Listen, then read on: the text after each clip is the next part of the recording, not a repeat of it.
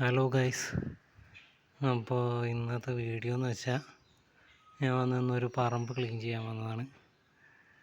അപ്പോൾ ക്ലീൻ ചെയ്തൊരു കുറച്ച് ഭാഗമൊക്കെ ക്ലിയറായി കാണുന്നില്ലേ.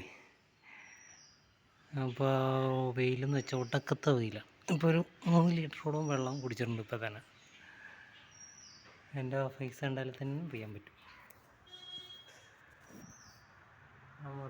ഭയങ്കര വെയിലാണ്, അതുകൊണ്ട് പുറത്ത് ഇറങ്ങാൻ പറ്റാണ്ട് വെള്ളം കുടിക്കാൻ കയറിയിരിക്കുക. വെയിലെന്ന് വെച്ചാൽ അന്യായ വെയിലാണ്. മഴ ഉണ്ടായാലും ചൂടിനൊരു കുറവില്ല. ഇനിയും കുറേ ഭാഗങ്ങളുണ്ട്, കാണുന്നില്ലേ. ഞാൻ കാണിച്ചു തരാം. ഇനി പിറയിലൊക്കെ ഒരുപാടുണ്ട്.